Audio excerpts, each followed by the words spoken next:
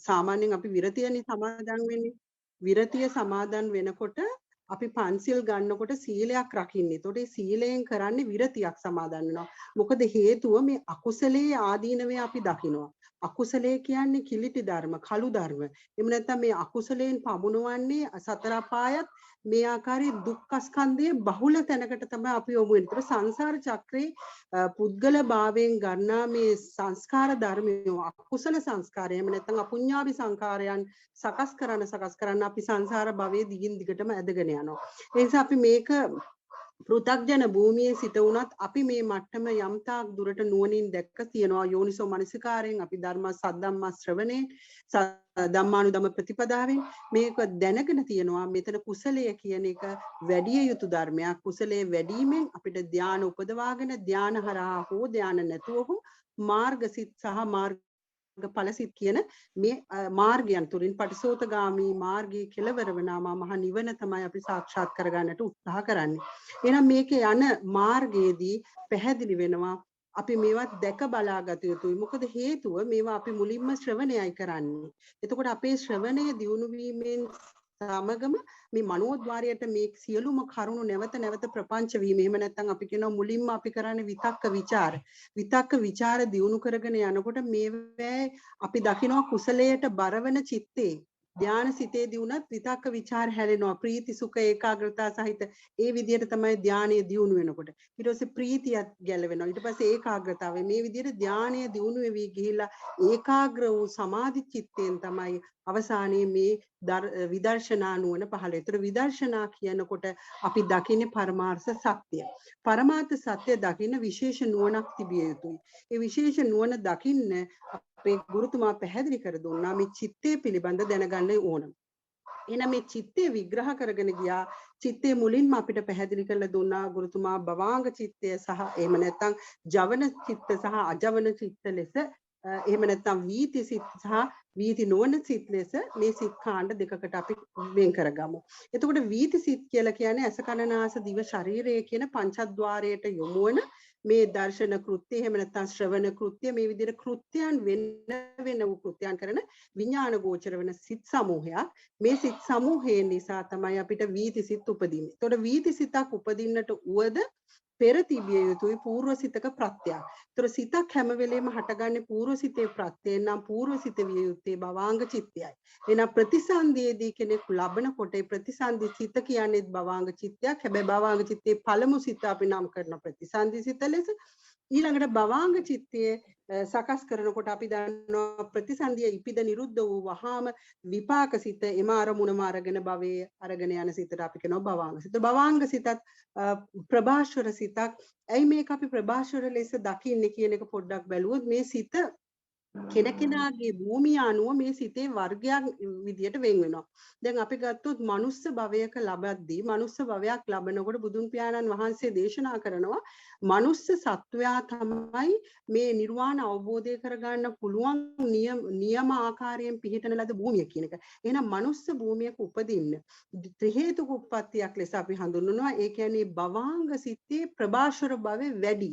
ඒ කියන්නේ ඥාන දර්ශනින් යුක්තයි කියන එක. අපි දකිනවා බොහෝ දෙනෙක් සමහරලාට මේ ධර්මයේ කොයි තරම් අවුරුදු ගණන් වසර ගණන් මේක යෙදිලා හිටියත් සමහරට මේ කියන දේ උඩින් අතපත ගන්නවා මිසක් මේකේ අභ්‍යන්තරයට යන්නවත් සිතට වීරය යෙදෙන්නෙත් නැහැ. ඒ වීරය යෙදුනත් ඒකට ය아가න්න බැරි මාර්ගය එහෙම නැත්නම් කල්යාණ මිත්‍රයා නිවැරදිව හමු වෙන්නේ නැති වෙන්න පුළුවන්.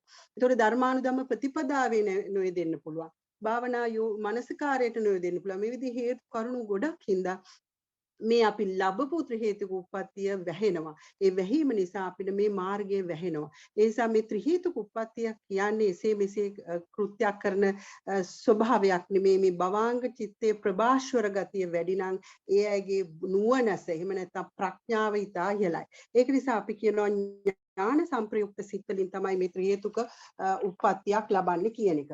එතකොට මේකෙදි මේ අපි දකිනවා බුදු පියාණන් වහන්සේ දේශනා කරන මේ ධර්මස්කන්ධේ කර්මය කියලා කොටසක් තියෙනවා. මේ කර්මය ගත්තහම මේ කර්මය කියලා කියන්නේ ඇත්තටම ජවනය කියන එකයි. මොකද මේ ජවනය කියන්නේ යමක් ක්‍රියාත්මක කරන්න පුළුවන් ශක්තියක් තියෙන සිතක්. එතකොට අපි දකිනා වූ රූපයක් වුණත් අපි දකින්නේ රූපේ වර්තමාන මොහොතේ. නමුත් ඇයි වර්තමාන මොහොතේ දකින මේ රූපය ගැටෙන්නේ විපාක විඥානයක නම් ඒ විපාකයේ ලෙස නොදැන අපි ප්‍රපංච කරාම මේකට අපි අයෝනිසෝ මනසිකාරයේ යෙදුනහම ආශ්‍රව ඕග යෝග ග්‍රන්ථ නීවරණ උපාදා ඒවා යෙදුනහම මේ ඇහෙන් දකින රූපය අපි ප්‍රපංච විපල්ලාසයක් සකස් කරගෙන අපි මේකට ඇලෙනවා ගැටෙනවා.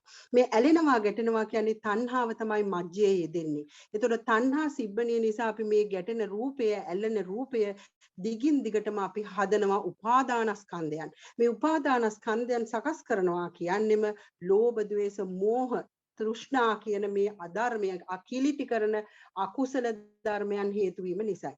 ඒතකොට චෛතසිකය නිසා තමයි ඇත්තටම මේ චිත්තය වෙනස් වෙන්නේ. ඒතකොට චෛතසිකය අපි දැනගන්නට තරම් අපි නුවණක් නැහැ.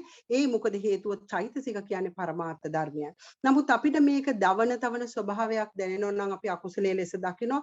නමුත් ඒ දකින්නේ යම් කිසි මට්ටමකට ප්‍රපංච වූ සිතක පමණයි. දැන් අපි ගත්තොත් සමහර කෙනෙකුට මේ ධානසිතේදී ධානසිතේ අකුසල යෙදෙනවාද කියන කෙනෙකුට ඇහුවොත් ධානසිත කියන්නේ කුසල සිතක්. නමුත් අනුශය විදිහට අකුසලයේ තියෙන්නට පුළුවන්. අවිද්‍යාව කියන්නේ අකුසලයක් නම් අවිද්‍යාව අනුශේ විදිහට තියෙන්න පුළුවන්. ඔතන එන්නේ ඒ විදිහට සියුම් වෙනවා. එතකොට යම් තාක් දුරට කුසල ධර්මයේ අකුසල ධර්මයන් යෙදෙන අවස්ථා තියෙනවා. මේක විශේෂයෙන්ම පිටකවල යෙදුන් නැතුණත් අටුවාවේ එහෙම නැත්නම් විශේෂ තැන්වලද මේක සඳහන් වෙනවා. එතකොට අකුසල කර්මයක් කියන්නේ කිලිටි කරන විපාක වශයෙන් පහළ වුණොත් භවාංගසිතකට ඒ භවාංගසිත අපොහසත් වෙනවා නිර්වාණ අවබෝධය කර ගැනීමට. අපි මේ වගේ සිත්වලට කියනවා ඥාන විප්‍රයුක්ත සිත්. එහෙම නැත්නම් ඥාන අපි ඥාන විප්‍රයුක්ත කියන්නේ ප්‍රඥාව නොයෙදෙන අඳගොළු බිහිරි වගේ දු හේතුක උප්පත්තියක් ලබන්න පුළුවන් සිත්වලට අපි අකුසල කියලා කෙලින්ම කියන්නේ අකුසල මූලය බලවත් වෙන ලෝභ ද්වේෂ මෝහ කියන අකුසල මූලයන් බලවත් වුණොත් තිරිසන් අපා ආදී වූ භූමිවල උප්පත්තිය ලබන අකුසල විපාක භවාංගයක් සහිත සිත්වලට ඥාන සංප්‍රයුක්ත සිත් කියන්නේ ඒවා උත්කෘෂ්ඨ කුසල කර්මයන් කරන විපාක ලෙස හට ගන්නා භවාංග සිතයි. එතකොට එතනදී ප්‍රමුඛ වෙන්නේ. නමුත් මේ භවාංග සිත කියන්නේ භවාංගයේ ඉපිද නිරුද්ධ වුණාට මේ භවාංගයේ අරමුණු වීතියේ අරමුණු අරගෙන ගිහිල්ලා යනකොට ජවණයෙන් තමයි නැවත කර්ම සිදු කරන්නේ. එතකොට විපාකයේ ලෙස නොදැන කර්ම සිදු කරන්නේ මේ ජවන සිතේ. එතකොට ජවන චිත්තය කියන්නේ ඉතා වේගයක් තියෙන යමක ක්‍රියාවක් කරන්න පුළුවන්. ඒ ක්‍රියාව නිසා යමක නැවත ඵලයක් ගෙන දෙන්න පුළුවන් සිතකට කියනවා ජවන සිතක් කියලා. එතකොට භවාංග සිත් කියන්නේ අජවන සිත්. එතකොට ජවන සිත් කියනකොට ඒ ජවනයේ බෙදෙන ආකාර තුනකට කුසල ජවන්, අකුසල ජවන් සහ කුසල නොවන අව්‍යාකෘත ජවනුත් යෙදෙනවා. දැන් රහතන් වහන්සේලාගේ චිත්තය කියන්නේ අව්‍යාකෘත ජවන්. කුසල ජවන් කියන්නේ අපි අර විදිහට පුඤ්ඤාභි සංකාර රැස් කරද්දී ඇතිවන්නා වූ ඒ චිත්ත වේගයට අපි කියනවා කුසල ජවන්. අපුඤ්ඤාභි සංකාර රැස් කරද්දී ඇතිවන චිත්ත වේගයට කියනවා අකුසල ජවන් කියලා. මේ විදිහට ජවන චිත්තයට හේතු වෙනවා ඉෂ්ඨාරම්මන හෝ අනිෂ්ඨාරම්මන. මේ විදිහට ජවන චිත්තය කියන එක මම හිතන්නේ ගුරුතුමා තව දුරටත් පැහැදිලි කරා. අපේ රසය විඳින්නා වූ බලවත් සිතක් තමයි මේ ජවනය කියන්නේ. එතකොට ඊට වේගයක් තියෙනවා.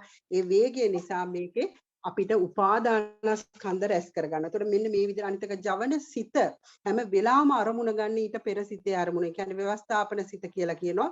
ඒ කියන්නේ යමක් විමර්ශනය කරන්නේම නැත්නම් විමසීමෙන් ලැබෙනා වූ ඵලයක් හට ගන්නා සිතට කියනවා විනිශ්චය කරන සිතට කියන ව්‍යවස්ථාපන සිත. ඒ සිතට පසුව තමයි මේ ජවන චිත්තේ උපදින්නේ. ඒ ටික තමයි අපේ ගුරුතුමා එතනදී පැහැදිලි කරේ. ඊට අමතරව මේ අභිධර්මයත් සහ අභිධර්ම පිටකයත් සහ සූත්‍ර පිටකයේත් වෙන ස්ථාන කීපයක් සඳහන් කරා.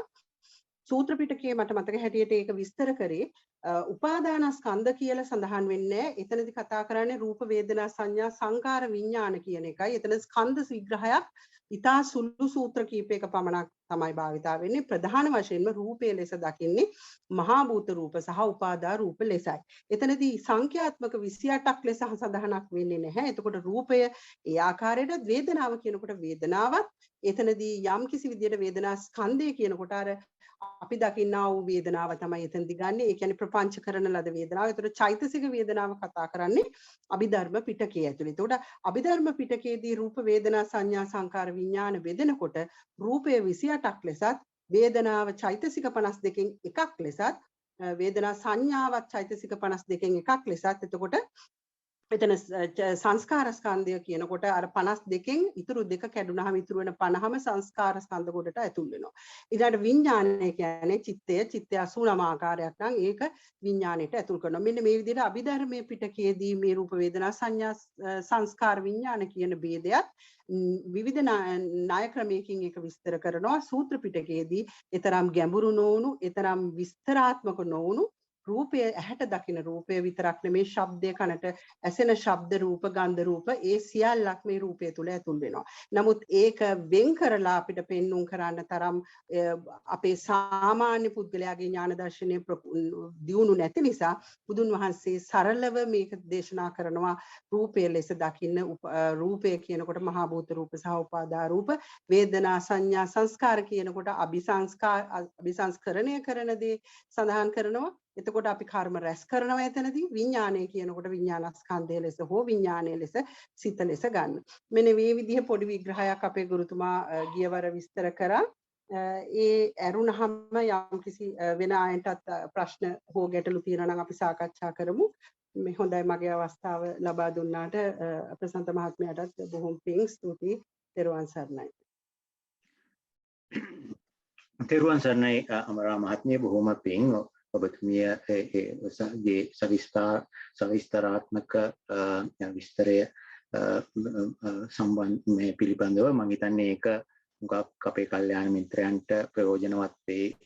ඒ දවසේ සෙනසුරාදා වෙච්ච මේ දේශනාව යලි මතක් කරගන්න.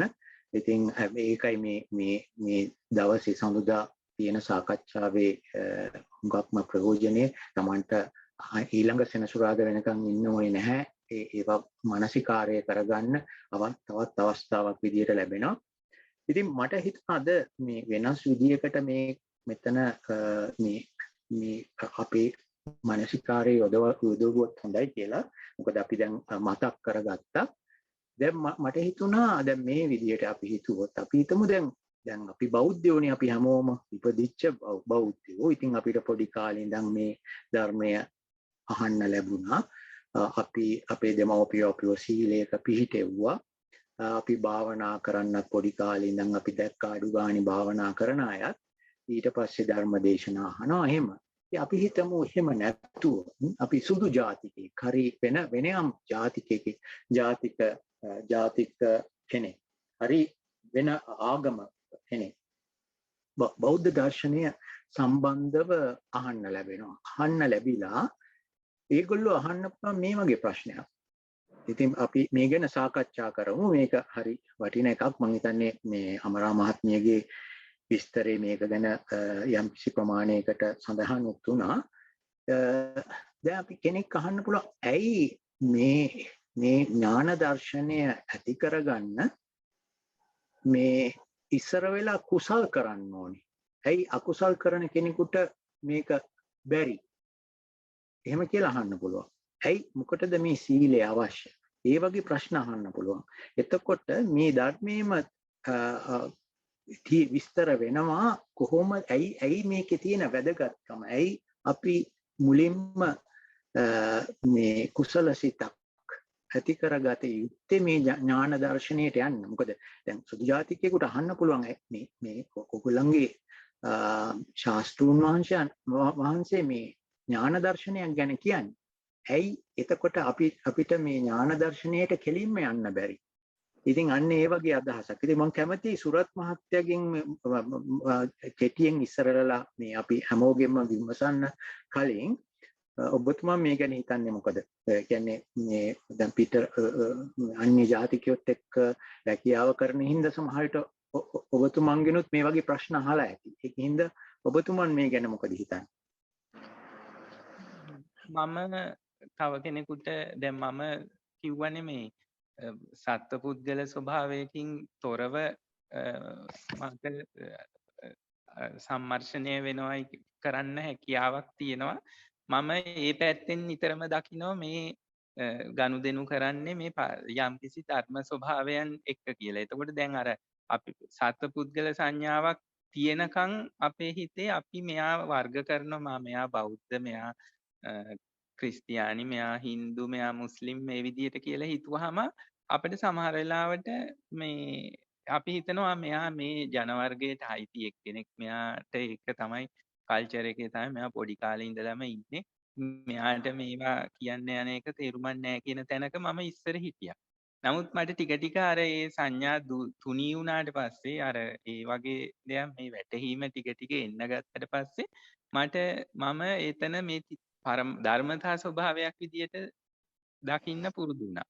එතකොට මම කරන්නේ අපි මේ කතා කරන මොනවා හරි මේ pāli වචන ඒ කිසි දෙයක් ලොකුවට එහෙම පාවිච්චි කරන්නේ නැතුව සාමාන්‍ය සරල ඉංග්‍රීසි වචන ටිකකින්. එහෙම නැත්නම් මට හින්දි භාෂාව පුළුවන්. මම හින්දි ඒ දකුණු ආසියානු එක කතා කරනවා නම් හින්දි භාෂාවේ තියෙන සරල තැනකින් සරල විදියට සාමාන්‍ය වචන පාවිච්චි කරලා මේ දැන් පැහැදිලි කිරීමක් කරනවා. දැන් අපි හිතමු දැන් කෙනෙක් දෙවියන්ව විශ්වාස කරනවායි කියලා තැනක ඉන්නවා ලොකු අපි යම්කිසි වෙනත් ආගමක.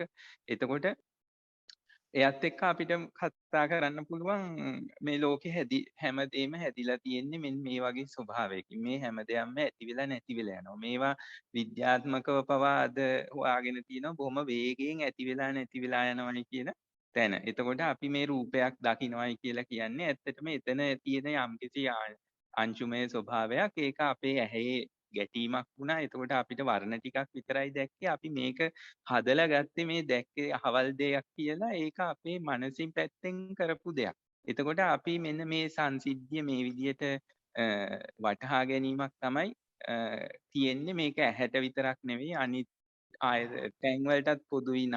කනට, නාසයට, දිවට, ශරීරයට ඒ විතරක් නෙවෙයි අපිට හිතෙන නොයෙක් දේවල් පවා අපි මනස පැත්තෙන් තමයි මේ විදිහට මේක ඩිවෙලොප් කරලා ගන්නෙ. එහෙම අරගෙන අපි දකින ලෝකයක් තමයි මේ තියෙන්නේ. මේ ලෝකේ අපිට මේ විදිය ධර්මතා ඇර මේ අනිත් පැත්තෙන් අපිට එහෙම මේවයි තියෙන ස්ථිර ස්වභාවයන් අරගන්න බෑ. මේ විදියට ඒවා ඔක්කොම අපි බැහැගත්ත යම් කිසි විදියක අපි ඇති කරගත්ත මතිමතාන්තර නැත්නම් දෘෂ්ටි විදිහට පෙන්නුවහම ඒගොල්ලන් එතකොට කල්පනා කරන්න ගන්නවා මේ කියන දේ ඇත්තක් තියෙනවා කියන තැන. එතකොට සමහර ලාවට සමාවෙන්න සුරත් මල්ලි මං ඇහුවේ ඒ ඔයාගේ අප්‍රෝච් එක හරි ඒ විදිහට තමයි මේ අන්‍ය ජාතිකයන්ට එක්ක කතා කරන්න ඕනේ ඒගොල්ලන්ගේ මේ ප්‍රඥාව අවදි වෙන විදිහට. මට ඕන වුණේ දැනගන්න ඇයි කෙනෙක් අහනවා දැන් මේ අපි හිතමු පොත්පත් වලින් හරි යම් කිසි ප්‍රමාණයකට මේ බෞද්ධ දර්ශනය ගැන අහපු කෙනෙක් ඒගොල්ලෝ අහන්න පුළුවන් ඇයි අපි කුසල් කරන්න ඕනේ මේ ඥාන දර්ශනය ඇති කරගන්න. ඉතින් මම මේ අර අපේ මාතෘකාවටත් සම්බන්ධ හින්දායි මේ විදියට ප්‍රශ්නේ ඇහුවේ. එතකොට ඒක කොහොමද අපි කියන්නේ මේ එයාට තේරෙන භාෂාවෙන් ඇයි මේ කුසලයේ වැදගත්කම මේ ඥාන දර්ශනය ඇති කරගන්න. අන්න ඒක ඒ ගැන මේ මල්ලි කොහොමද එහෙම කෙනෙක් ඇහුවොත් විස්තර කරන්න. ඔව් එතකොට මේකේ ගන්න ඕනේ මනෝ පැත්තෙන් ගත්තාම ධර්මතා මනසිකාර කරනවායි කියන තැනට ගිහිල්ලා අර අපි කිව්වේ ධර්මයේ බාහිර ලෝකේ තියෙන දහම් ස්වභාවයන් ඊළඟට මනෝ ద్వාරය ඊට පස්සේ මනෝ විඥාන ඇති කිරීම. අන්න එතනින් ගත්තාම එතනින් ඒ මට්ටමින් අපි විශ්ලේෂණය කරනවා. දැන් අපි කියනවා හරි අපි කරන ක්‍රියාවල් වලින් අපේ හිතට පසුතැවිල්ලක් එනවනම් යම් කිසි ක්‍රියාවක් කරනකොට අපිට ඒ ක්‍රියාව අපි කරන්නේ ඒකට දැඩි ආශාවකින් දැඩි ලෝභයකින් එහෙම නැත්නම් ඒකත් එක්ක දැඩි ගැටීමක් ඇතුව. එහෙමත් නැත්නම් අපිට මේක කරනකොට කරයින් පස්සේ අපි දන්නවා මේක මේ අපිට මහ වද දෙනවා පස්සේ. අපි නැත්තම් මේ ක්‍රියාව කරයින් පස්සේ අපිට මේක සංගවන්න සිද්ධ වෙනවා. මේ ඒ වගේ දේවල් කරනකොට අපේ මනසේ තියෙන තැම්පත් බව, ශාන්ත බව, සංසුන් බව ඒව නැති වෙලා. එතකොට අන්න එහෙම ක්‍රියා අපි අයින් කරා අකුසල් කියලා. එතකොට අපි කුසල් ක්‍රියා කරනකොට අපිට ඒක කිසි කෙනෙකුට හංගන්න දෙයක් නැහැ. ඒවා විවෘතයි. හදවතේ තියෙන අර ඕපන් හાર્ට් කියලා කියන්නේ අන්න ඒ වගේ තැනකින් ඒ වගේම ඒ දේවල් කරනවයි කියලා සිතේ දැවීමක් තැවීමක් ඇති වෙන්නේ නැහැ. හිත ශාන්ත බවට පත් වෙනවා. එහෙම ක්‍රියා කරනවා. එතකොට දැන් පැහැදිලිව අපි තේරුම් ගන්න ඕනේ ලෝකේ යමක් දකින්න නම් ඇත්ත දකින්න නම් සත්‍ය දකින්න නම් මනස සංසුන්ව නිශ්චලව ශාන්තව තියෙන්න ඕනේ. කියන්නේ යම් කිසි විදියකට අර සිහිය කියන එක ඇති වෙලා තියෙන්න ඕනේ. සිහිය කියන එක දකින්න ඇති වෙලා තියෙන්න ඕනේ. ලෝකේ තියෙන දේ යථාර්ථයක් අවබෝධ කරන්න. ඉතින් ඒක වැඩි දියුණු වුණාම ඒ සිහිය බලවත් වුණාම ඒක සමාධියක් කියන තැනට යනවා. ඉතින් අකුසල පැත්තේ දේවල් කර කර හිටියොත් අපිට අර ওই සමාධිය කියන තැනට යන්න බැරි වෙනවා. ඒ සිහිය උපදවාගෙන ඒක වැඩි දියුණු කරන්න බැරි වෙනවා. ඒ නිසා කුසල් කිරීමෙන් තමයි විද්‍යාත්මකවත් ප්‍රායෝගිකවත් අපිට පැහැදිලිව පේනවා අපේ හිත යම්කිසි සමාධියකට ගෙනහිල්ලා මේ තියෙන දේවල් හොඳින් වටහා ගන්න නම් අපි අනිවාර්යයෙන්ම කුසල් පැත්තේ තියෙන දේවල් කිරීමෙන් තමයි කරන්න පුළුවන් වෙන්නේ. එතකොට හිතේ ශාන්ත බව තියෙනවා, සිහිය තියෙනවා, සමාධිය තියෙනවා, ඒකට කුසල් කිරීමේ වීරය තියෙනවා.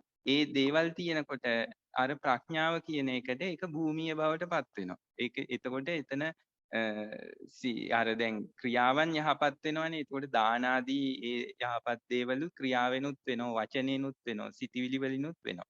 එතකොට ඒක භූමිය බවට පත් වෙනවා. ඒක සීලයට භූමිය බවට පත් වෙනවා. ඉතින් සීලය කියන එක පදනම් කරගෙන ඊට පස්සේ එතන සමාධිය, ඒ ප්‍රඥාව කියන ඒ ಗುಣ ඒවා පහළ වෙන්න ඒක තෝතැන්න බවට පත් වෙනවා. ඒ නිසා පැහැදිලි අකුසල් වලින් බැහැර වෙලා කුසල් වඩන්න ඕනේ. මේ ප්‍රඥාවක් පහළ කරගන්න. ඒක බෞද්ධ දර්ශනයේටම විතරක් නෙවෙයි, ඒක ධර්මතාව විදියට ගත්තොත් ඇත්තටම විශ්ව යථාර්ථයේ බෞද්ධ දර්ශනයේනේ. ඒකේ ධර්මතාව විදියට කල්පනා කරොත් ඒ කුසල් කිරීමම තමයි, කුසලයේ ජීවත් වීම තමයි මේ ප්‍රඥාව උපදවන්න හේතු වෙන්නේ. එහෙම තැනකින් තමයි විස්තර කරන්නේ. මට පොඩ්ඩක් කතා කරන්න පුළුවන්ද? මම ආනන්ද මගේ නම. ඔව් බොහොම පිං සුරත් මහත්තයා. ආනන්ද මහත්තයාට යමු වෙනවා. ඔබතුමාගේ අදහස් ඉදිරිපත් කරන්න. දැන් මාව ඇහෙනවද?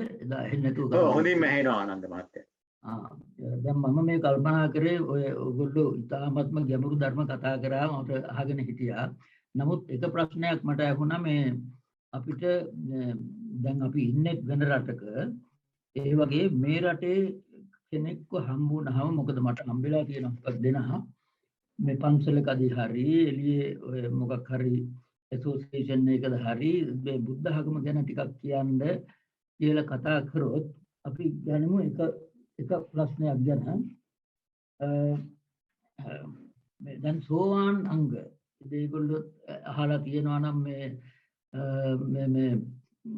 මේ අපේ සෝවාන් සකෘදාගාමි අනාගාමි නිවන ගැන අහලා තියෙනවා නම් ඉතින් යම් කිසි අපිට හිතන්න පුළුවන් ඉස්සෙල්ලම තන අපි එක්ස්ප්ලেইন කරන්නේ සෝවාන්.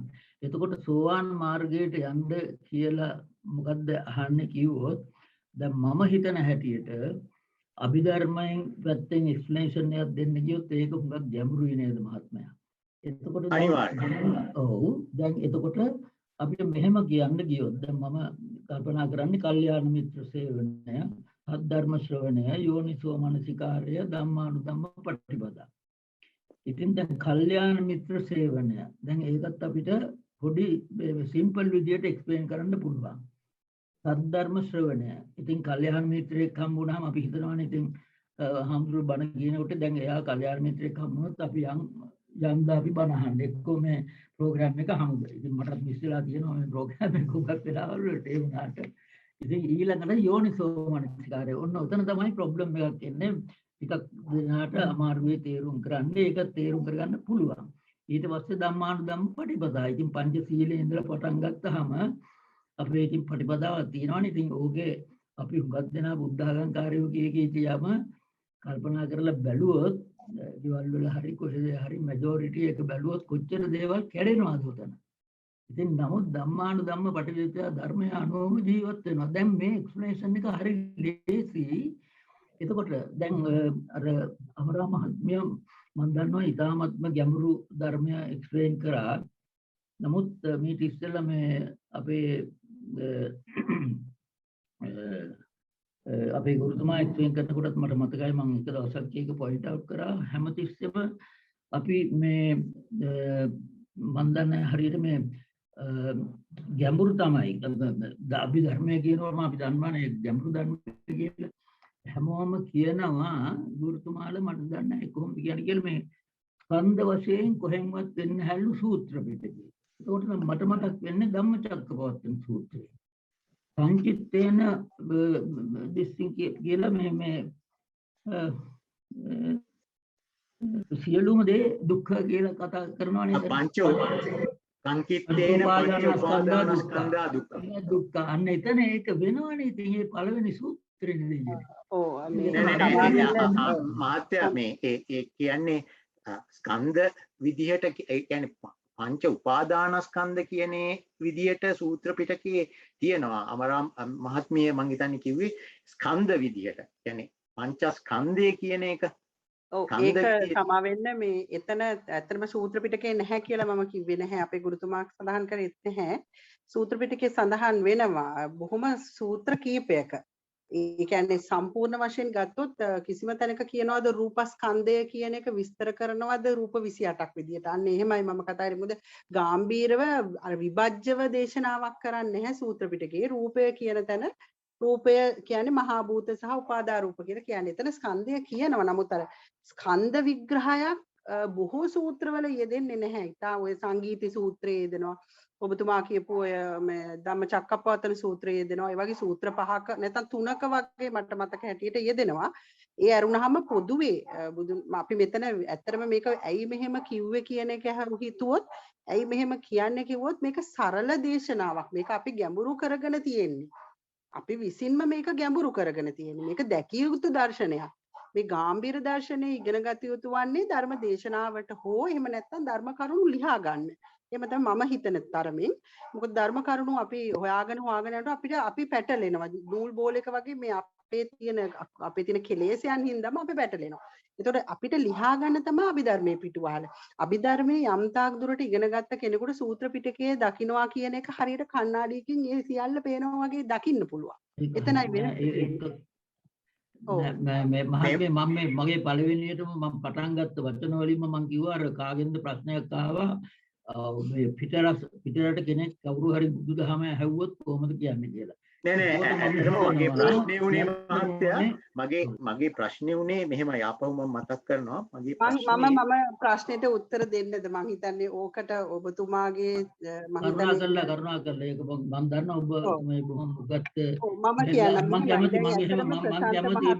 කැමති ඒක අහන්න මොකද මම ප්‍රශාන්ත මහත්මයා යොමු කරේ ඇත්තටම පිටරට කෙනෙක් හිටියොත් ඒ කියන්නේ අපි හිතමු සුදු පුද්ගලයෙක් හිටියොත් හෝ වෙනත් ආගමක කෙනෙක් හිටියොත් ඒ අයත් අහන්න පුළුවන් ඇයි මේ කුසලයේ කරන්නේ කියන එක. අන්න ඒ වගේ තැනකින් මේ ප්‍රශ්නේ ආවේ. ඒකට මම දකින මගේ කෝණයෙන් මම උත්තර දෙන්නම්. බුදු පියාණන් වහන්සේ දේශනා කරන ඒකායන අයම්බික්කවේ මග්ගෝ කියන එක ආර්ය අෂ්ටාංගික මාර්ගය ලෙස. ඇයි ආර්ය අෂ්ටාංගික මාර්ගයක් දේශනා කරන්නේ? එහෙනම් ඒ ආර්ය අෂ්ටාංගික මාර්ගයේ පළවෙනි අංගය තමයි සම්මා දිට්ඨිය. එහෙනම් සම්මා දිට්ඨිය කියන්නේ නිවැරදි දැක්ම. අපි කියනවා කම්මස්සගතා සම්මා දිට්ඨිය තියෙනවා, ලෞකික සම්මා දිට්ඨියදී ලෝකෝත්තරයට යනකොට ඒ කම්මස්සගතා සම්මා දිට්ඨියනොත් එහා ගියපු සම්පූර්ණ සම්මා දිට්ඨි මට්ටමක්. ඒ කියන්නේ ආර්ය මට්ටමේ සම්මා දිට්ඨියක්. එතකොට මේ කතා කරන්නේ ඒ දෙකෙන්ම මෙහා වුණු ලෞකික පෘථග්ජන මිත්‍යා දිට්ඨික පුද්ගලයෙක් ගැන. එහෙම කෙනෙක් ගැන කතා කරනවා නම් ඇයි කුසල් වඩන්න ඕන? සරලයි උත්තරේ. ලෞකික සම්මාදිට්ඨියෙත් කියනවා ප්‍රාණඝාතය හොඳ නැහැ. එහෙනම් අපි දන්නවා මේ අපි විසින් කර්ම කරගන්න එක යාට තේරෙන්නේ නැති වුණත් එයා දන්නවා යම් කිසි විපාකයක් විඳිනවා දුක විදිහට. එයාට දුක දරුණු විදිහට දැනෙනවා. ඒ දැනෙන තැනින් කතා කරන්නේ. දුක දැනෙන්නේ ඇයි? මේ දුක දැනෙන්නේ අපි මේවට රාගයෙන් බැඳිලා ඇලිලා නිසා. දැන් මගේ පුද්ගල භාවයේ යෙදෙන තැනම තමයිනේ අපිට දුක උපදින්නේ. ඔතනින් කතා කරන්නේ. ඒක තමයි හැම ධර්ම දේශනාවක්ම දේශනා කරන්නේ. චක්කුංච පටිච්ච රූපේච උප්පජ්ජති චක්කු විඥානං තින්නම් සංගති පස්සෝ පස්සපච්චය වේදනා වේදනාපච්චය තණ්හා. ඔතනින් කතා කරන්නේ මේක තමයි සම්මා දිට්ඨිය දකින්න ඕන තැන. ඒ දකින්න ඕන තැන නිවැරදිව දකින්න ඕන එක තමයි ඍජු කරනවා කියන්නේ. අපි ගුරුතුමා පහුගිය සතියේ විස්තර කරා සම්මා දිට්ඨියට පත් වෙනවා කියන්නේ ඍජු කරනවා. ඒ කියන්නේ එයා ඉන්න මිත්‍යා දිට්ඨික මානෙන් එයා ගෙනාවේ නැත්තම් එයා ත්‍රි හේතුක උප්පත්තියක වුණත් එයා අර අන්ධකාරේ භවයේ වැහිලා තියෙන්නේ. ඒ නිසා එයාට මේක විද්‍යමාන වෙන්නේ නැහැ. එහෙම ආව ආරම්භනේ, එහෙම ආපු ආර්ය මාර්ගයේ පළවෙනි අංගය සම්මා සංකප්පය කියලා විස්තර කරනවා. නෙක්ඛම්ම අව්‍යාපාද අවිහිංසා. එහෙනම් කාමයන් වෙන්වීම දුකද සැපද? එතනදී ලෞකික විපාකයක් විදිහට අපි ඒක සැපයි කියනවා. ලෞකික විපාකයක් විදිහට. නමුත් ඒ කාමයෙන් ආදීනව දැක්කනම් ඒක එයා දන්නවා අනිච්ච ධර්මයන් නෙවෙයි නිච්ච කරගත නිසා එයාට දුක. එහෙනම් අනිච්ච දුක්ඛ අනාත්ම ලෙස දැක්කනම් මේකේ ආදීනවේ දකින්න. ඒතකොට අව්‍යාපාදයේ ව්‍යාපාදයක් ලෙස අවිහිංසාව විහිංසා ධර්මයක් විදිහට තමයි හසුරු කරන්නේ ආර්ය මාර්ගයෙන් මෙහාය. ඒ නිසා ඒව විස්තර කරලා දෙන්න පුළුවන් තරමට කර්මය කර්මඵලයේ පිළිබඳ විශ්වාස වෙනතා. එහෙම විශ්වාස නොවන තාක් මේ ධර්මය අවබෝධයට ලක් වෙන්නේ නැහැ. ඒක නිසා මේ භූමිය පුණ්‍යවන්ත භූමියක් කියන්නේ. ඔබ සියලු දෙනා උප්පත්තිය ලැබලා තියෙන්නේ මේ බෞද්ධ භූමිය නම් ඔබ සියලු දෙනා ත්‍රි හේතුකයි මේ බෞද්ධ දර්ශනයේම ඇති මේ ගමන කෙලවර කරගන්න කියන එක තමයි මගේ දර්ශනය. හොඳයි තෙරුවන් සරණයි. හොඳයි තෙරුවන් සරණයි ආත්මීය. මම දැන් මේ ප්‍රේමලාල් මහත්තයාට යොමු වෙනවා ඔබතුමන් මේ ප්‍රශ්නයට ඔබ හිතන්නේ කොයි විදිහටද මේ කියන්නේ අපි දැන් මේ ඉගෙන ගත්ත මේ දැන් කුසල් සම්බන්ධත් අකුසල් සම්බන්ධවත් අපිට ගුරුතුමා කියා දුන්නානේ. ඒ කියන්නේ දැවෙන තැවෙන ගතියත් සෞම්‍ය පිනවන ගතියත් කියලා. එතකොට සුදු ජාතිකයෙක් අහනවා මේ ඇයි කුසල් අපි කරන්න ඕනේ මේ ඥාන දර්ශනය ඇති කරගන්න කුසල් නොකර කරන්න බැරි. එහෙම හැරුවොත් ඔබතුමන්ගේ අදහස කොහොමද කොයි වගේ විදිහටද පහදලා දෙන්න ඕනේ එයාට තේරෙන භාෂාවෙන්. ඔන්න පළවෙනිම කාරණේ තමයි දැන් අමරමිස් කියනවා වගේ ඒ කියන්නේ අඩු ගානේ ලෞකික සම්මාදිට්ඨියවත් ඉන්නෝ නම් තමයි යාට කියලා දෙන්න පුළුවන්. එහෙම නැති වුණොත් එහෙමනම් ඇත්තටම එයාට පටන් ගන්න වෙන්නේ මේකේ අර කර්මයේ කර්මඵලයක් තියෙන කතාවයි. ඒක කියලා ඊළඟට සමහරක් කලාට අපේ ආගියුමන්ට් යන්න ඉඩ තියෙනවා මරණයෙන් පස්සේ ඉපදෙනවා දාන මොනං කතාවලට.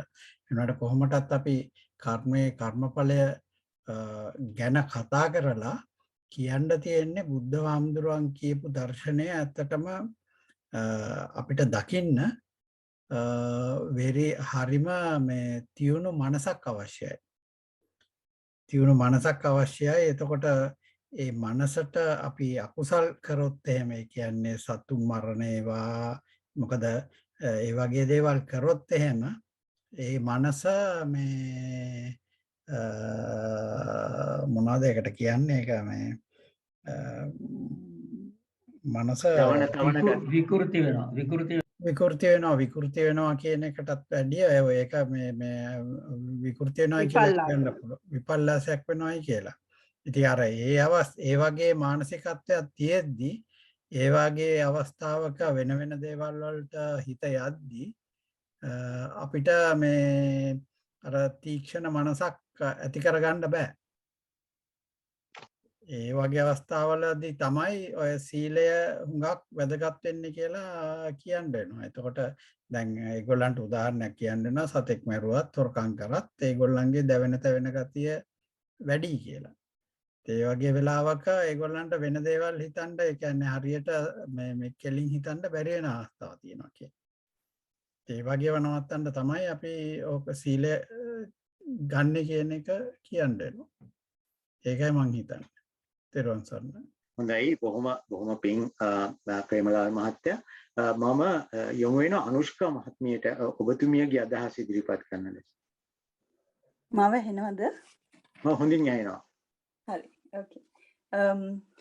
ඔය කිව්ව අදහසට කරුණු දෙකක් ඉදිරිපත් කරන්න කැමතියි.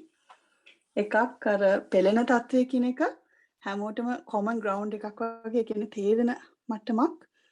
එතකොට අන්‍යාගමිකයෝ වුණත් ඒගොල්ලෝ charity work දානය ඒ වගේ දේවල් කරන කට්ටිය. ඉතින් ඒක මතක් කරලා දුන්නාම ඒගොල්ලන්ට කොහොමද ඒක දැනෙන්නේ කියන එක එතනින් පටන් ගන්න පුළුවන් තැනක් විදිහට මම දකින්නේ.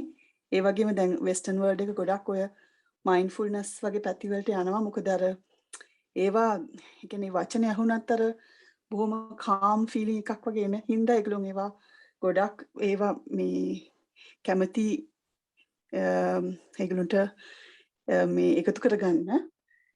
අනිත් එක තමයි ඉතින් ඒ කියන්නේ පෙළීමකින් ඉඳගෙන ගැඹුරු ධර්ම කරුණු විග්‍රහයක් කරගන්න අමාරුයි.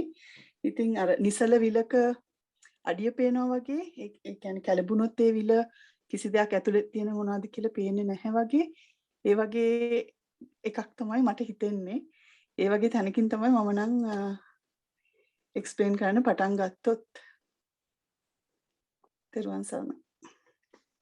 බොහොම පිං අනුෂ්කා මහත්මිය ඒක මම හිතන්නේ ඒ හොඳ අදහසක්. ඒ කියන්නේ අර වගේ ඔබතුමිය හරියටම හරි.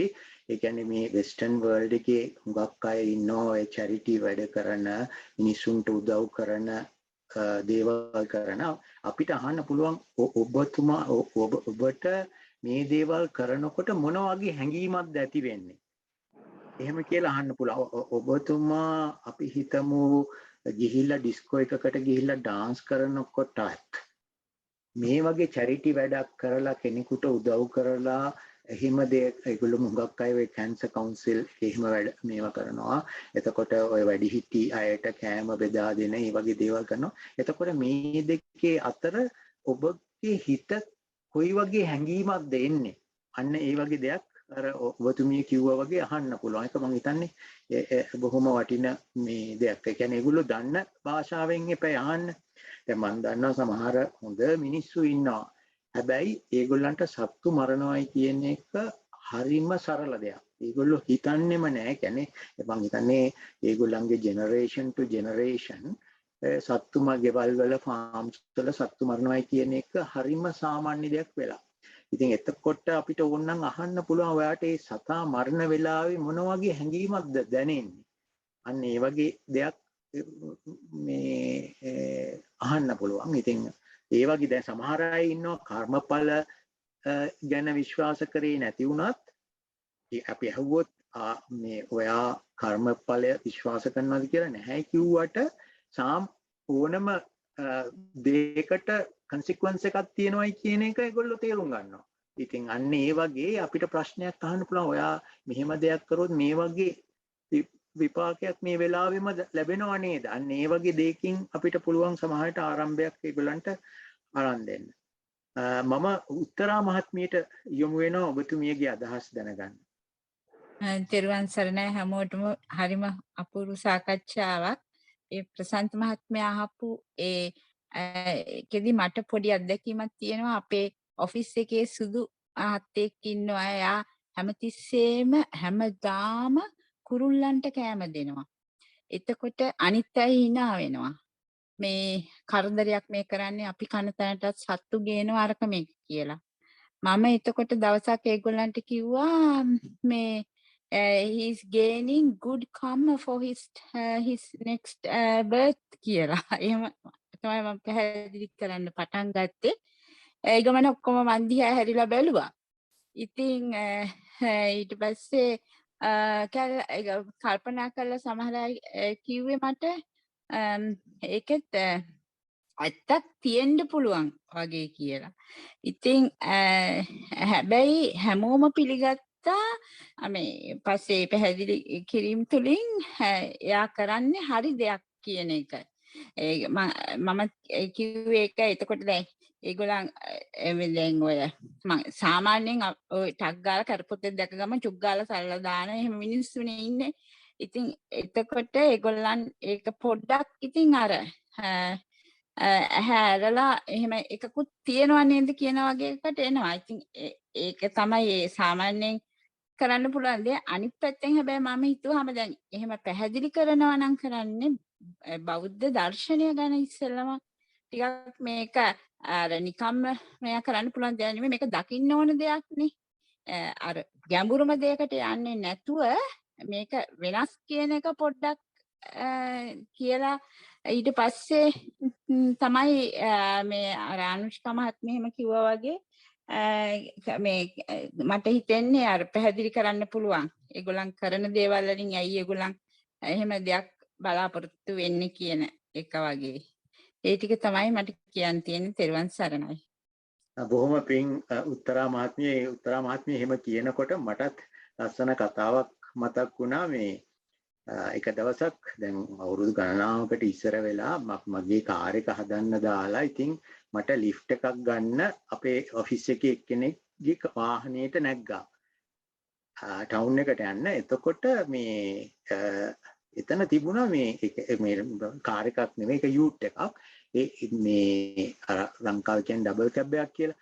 අන්න එහෙම එකකට නැග්ගහම දැන් මේ එහා පැත්තේ වාඩි වෙලා පැසෙන්ජර් සීට් එක ඉස්සරහා ලොකු මකුණු දලක් තියෙනවා. ඉතින් මම ඒක කඩන්න හදනකොට එයා ඒක පාට නැවැත්තුවා. නවත්තලක අල්ලන්න එපා එහෙම කියලා. මං කිව්වා ඇයි කියලා. එතකොට එයා කිව්වා මෙතන මේ මකුළුවෙක් ඉන්නවා. දැන් අවුරුදු ගණනාවක ඉඳලා එයා මෙතන ජීවත් වෙනවා. එයා මේ මට කරදරයක්වත් නැහැ. එයාගේ ගෙදරේ එයා එහෙම හිටපු දෙම් මට ප්‍රශ්නයක් නැහැ කියලා.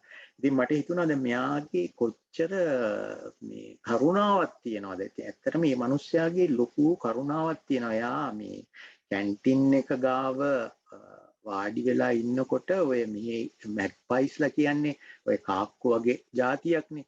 ඒගොල්ලෝ ඇවිල්ලා එයාගේ අතට වහනවා. ඉතින් අන්න ඒ වගේ දැන් ඒ වගේ සුදු జాතිකෙක් වුණත් අන්න එහෙම ಗುಣ තියන අය ඉන්නවද? තව එක්කෙනෙක් මේ මට හම්බුණා මේ එයා එක දවසක් මේ ටැංකියකට බහැලා කටුස්සෙක්ව බේරුවා. මේ ඊට පස්සේ මම දැක්කහම මම බැලුවා මම කවදා සත්තු මරණ රටක මෙහෙම කෙනෙක් ඇයි මෙහෙම කරේ කියලා. මං ඇහුවාම එයා කිව්වා කාටවත් කියන්න එපා මම මේ වැඩේ කරා කියලා. මොකද මම ප්‍රශ්නයකට මැදි වෙන්න පුළුවන්. මොකද ඇත්ත එයා මෙහි සේෆ්ටි හැටියට සේෆ්ටි මැනේජර් දැනගත්තා නම් එයාගේ රස්සාවටත් ලොකු ප්‍රශ්නයක් වෙනවා. එයාටත් අර සත්‍යය කෙරෙහි අනුකම්පාවක් ඇති වුණා. ඒකම මේ සතා ජීවිතේ බේරුවාම එයාට ලොකු සතුටක් ආවා. ඉතින් අන්න ඒ වගේ එහෙම අයත් ඉන්නවා මේ වගේ රටවල් වල. ඉතින් ඒගොල්ලෝ මං හිතන්නේ පෙර පුරුදුත් වෙන්න ඇති. ඉතින් ඒ වගේ අයට මේ ධර්මය පහසුවෙන්ම අල්ල ගන්න පුළුවන්. ඉතින් අපි මං හිතන්නේ ඒගොල්ලන්ට පෙන්නලා දෙන්න ඕනේ මෙවැනි දේවල් කුසල් කියන්නේ අර සෞම්‍ය පිනවන ගතිය සිතට ලබා දෙනකොට තමයි මේ ඥාන දර්ශනය ලැබෙන්නේ. ඒ කියන්නේ ඒ වගේ අනිත් එක මට කියන්න හිතුනේ අර ડોક્ટર සෝමවංශ කියලා මම හිතන්නේ මේ ලංකාවේ මේ ඔය අමරා මහත්මියලා දන්නවා. මම හිතන්නේ මහත්මයා අභිධර්ම පන්ති වලට සම්බන්ධ වෙලා ඉන්න මහත්මිය අපේ ගෲප් එකේ ඉන්නවනේ. ඒ මහත්ය ලිපියක් ලියලා තිබුණා මේ ආනාපාන සති භාවනාව ගැන. ඒකෙදිත් මේ මහත්ය ලස්සන්ට විස්තර කරනවා මේ හිතේ තියෙන මේ අර කලබල ගතිය එනකොට කොච්චර මේ අපහසුතාවයක්ද රෝගී තත්ත්වයේ බව ඇති වෙන්න ඒක හේතු වෙනවා නේද කියලා. ඉතින් අන්න ඒ වගේ පැතිවලකින් අපිට ඒ වගේ අයට පහදලා දෙන්න පුළුවන් මං හිතන්නේ. හොඳයි මම යොමු වෙනවා දිසානායක මහත්තයාට.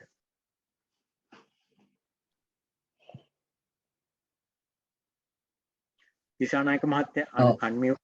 හොඳයි. සිදුවා ප්‍රශාන්ත මහත්තයා ඇත්තටම මම අසන්නෙක් විදියට ඉන්න වඩා කැමතියි. මොකද ඔබ සියලු දෙනාටම පින් සිදු වේවා. මේ දැනුම එක්ක බලද්දී මහත් වශයෙන්ම මට එහෙම ෂෙයා කරගන්න තරම් දෙයක් නැති නිසා මම ඒ අතරේ කැමති අමරා මහත්මිය මේ අර කී දේශනයේදී ඉතාමත්ම කැටිකොට මේ සියලු දේම සාකච්ඡා කර අපේ ගුරුතුමා ගිය සතියේ සෙනසුරාදා කතා කරපු දේ මම කැමතියි එතුමියට හැකියාවක් තියෙනවා නම් මේ කුසල චිත්ත සහ කුසල ජවන් ඇති වෙලා කුසල ශේෂ ඇතිවීම නිසා එයින් ඇතිවෙන විපාක ඒ එතන තියෙන සම්බන්ධය පොඩ්ඩක් පැහැදිලි කරන්න පුළුවන් නම් මම වඩා කැමතියි. මේ ප්‍රශාන්ත මහත්මයා මම දන්නේ මම සාකච්ඡා වෙන පැත්තකට ආපහු හැරෙව්වද කියලා.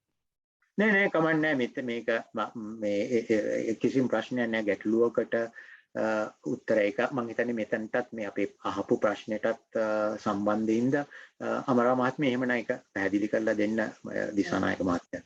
හොඳයි තෙරුවන් සරණයි දිසානායක මහත්මයා එතනදී කුසල හෝ අකුසල දෙකම අයිති වෙනවා කුසල කර්ම හෝ අකුසල කර්ම ලෙස සඳහන්වන්නේ ඇයි අපි යමක් කරනකොට ඒක යෝනිසෝමනසිකාරයෙන් නොවනවා නම් අපි දකින්නේ එතනදී අකුසල චෛතසික මුල් වෙන තැනදී අපි කියනවා සමහර වෙලාවට ලෝභය, ද්වේෂය, මෝහය යන අකුසල චෛතසික මුල් වුණාම ඒ ආරම්භය උපදින සිත් වලට කියනවා අකුසල සිත්. ඒ වගේ කුසලයට හේතු වෙන අලෝභ, ද්වේෂ, මෝහ හේතුවෙන් කුසල සිත් හට ගන්නවා. ඒතර මේ සිත් හටගත්තට අපි දකිනවා මේවා ක්‍රියාත්මක වෙනවානේ. දැන් සිතකට අපි රූපයක් දැකලා ඒ රූපය ආරම්භය ලෝභ සිතක් උපද්දවගෙන මේ උපද්දගත සිත ප්‍රපංච කරලා මේක මලක් ලෙස දැකලා මේ මල කඩාගෙන මං කොටිම අපි කියනවා නම් දැන් බුදුන් වහන්සේට පූජා කරනකොටත් අපි කර්මයක් කරනවා.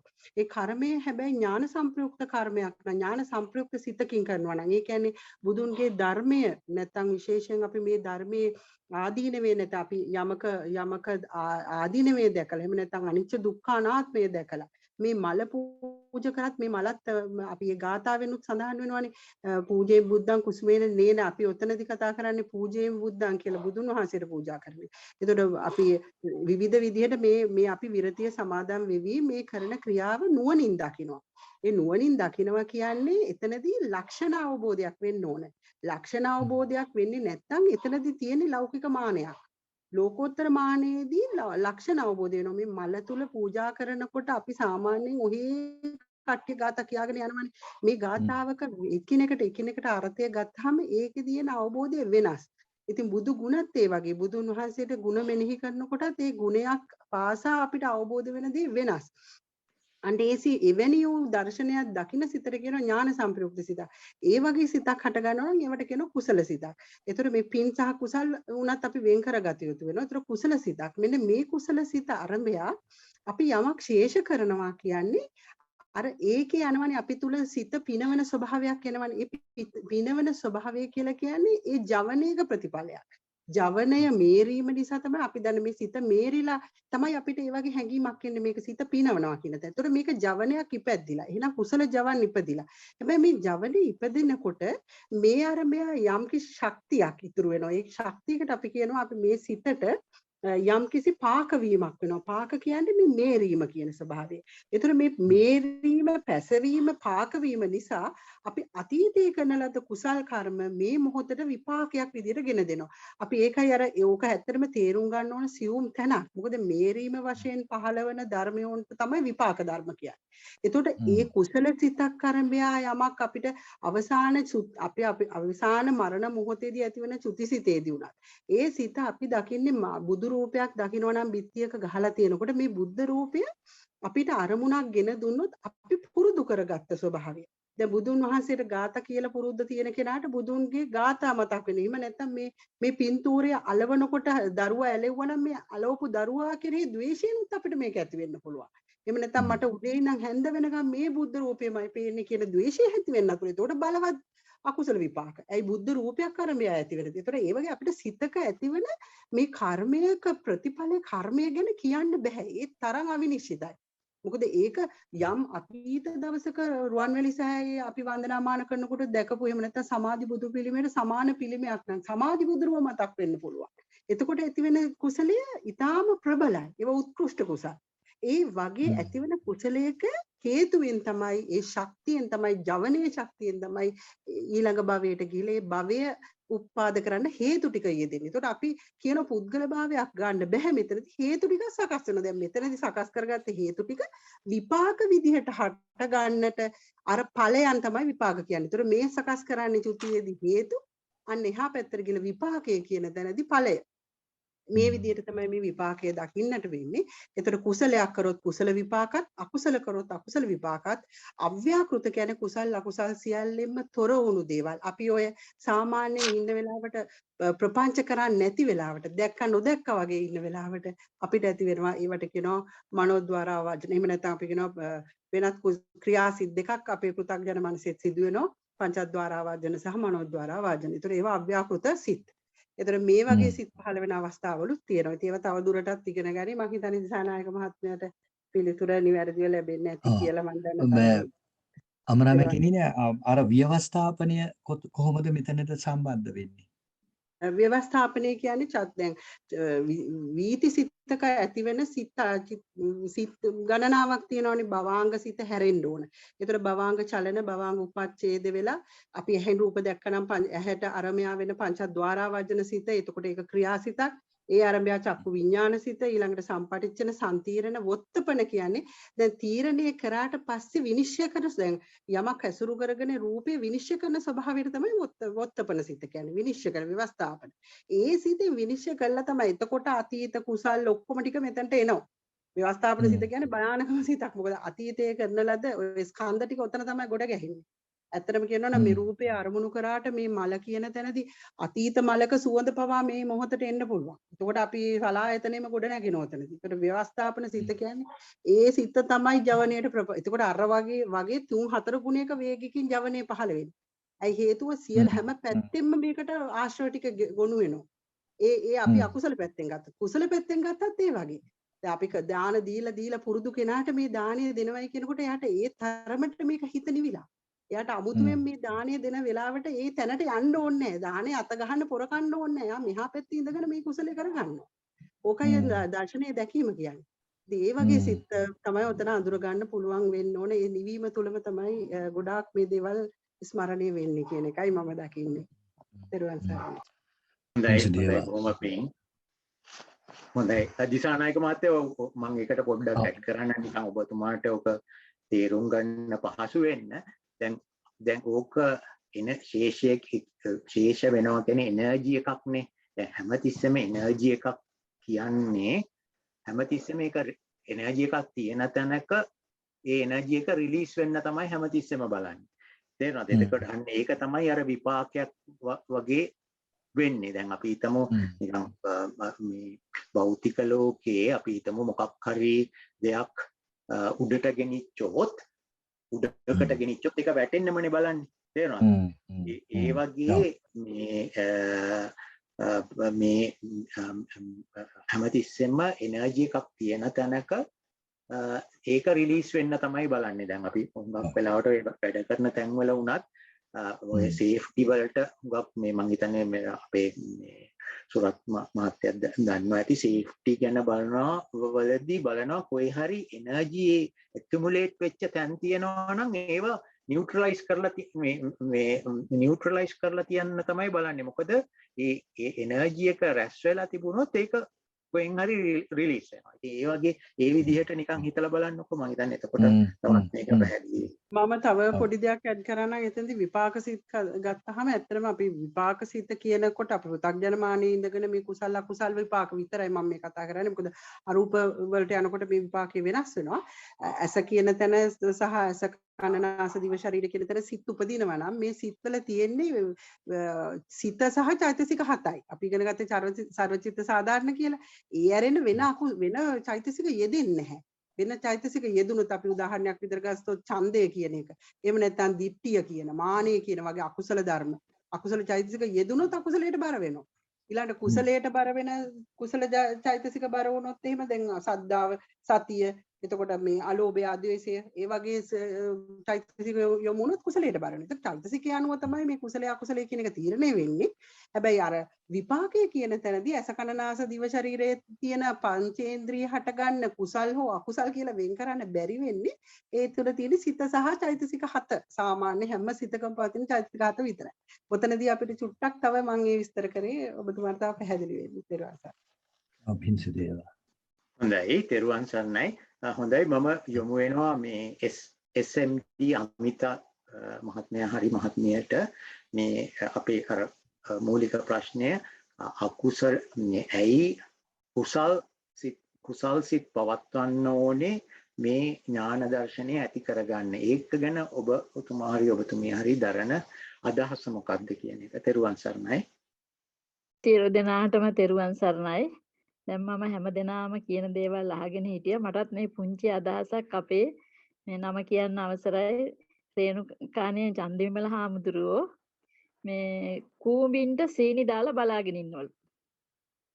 එතකොට ඒකෙන් අපේ හාමුදුරුවන්ගේ හිතත් සතුටු වෙනවා, පින වෙනවා, සෞම්‍ය වෙනවා. කූඹින්ටත් ආහාරයක් ලැබිලා කූඹිත් සතුටු වෙනවා.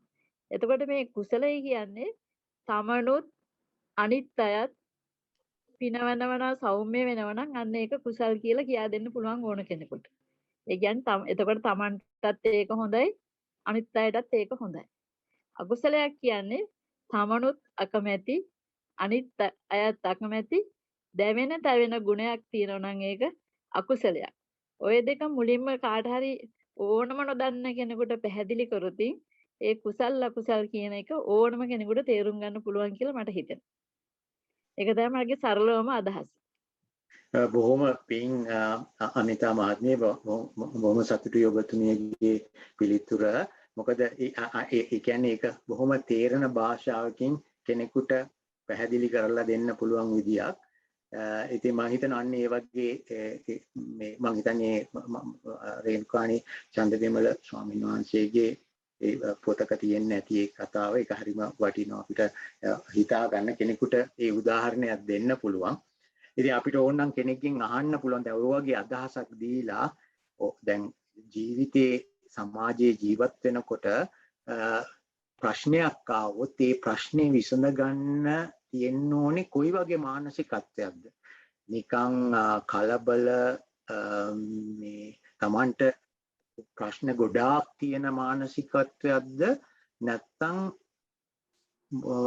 යම් කිසි ගැටලුවක් විසඳන්න හරි සෞම්‍ය මනසක් තියෙන වෙලාවකද අපිට මේ ගැටලුව විසඳ සාමාන්‍ය ජීවිතේදී විසඳ ගන්න පුළුවන්. ඉතින් එතකොට ඕනම කෙනෙකුට සුදු කෙනෙකුට හරි ඕනම කෙනෙකුට තේරෙනවා සෞම්‍ය මේ පිනවන මනසක් තියෙන කෙනෙකුට තමයි ඒ වගේ මොකක් හරි නුවණකින් වැඩක් කරන්න පුළුවන් කියන එක. හොඳයි බොහොම පිං හැමෝටම හැමෝගෙම අදහස් ඒ කියන්නේ මේ ගාම්භීර අභිධර්මේනොත් ජීවිතයට සම්බන්ධ වෙලත් ඒ වගේ මේ අදහස් හැමෝම කල්යාණ මිත්‍රයෝ ඉදිරිපත් කරා බොහොම සතුටුයි. ඉතින් මම හිතනවා මේ අද දින සාකච්ඡාවෙන් හැමෝටම හැම පැතිකඩක්ම ආවරණය වුණා. ඉතින් අද දින ධර්ම සාකච්ඡාව අපි මෙතකින් අවසන් කරමු. අද දින ධර්ම සාකච්ඡාවට සම්බන්ධ වෙච්ච ඔබ සම ලොකු කුසලයක් කරා. මේ කුසලයේ විපාක අපි මේ කුසලයේ අපි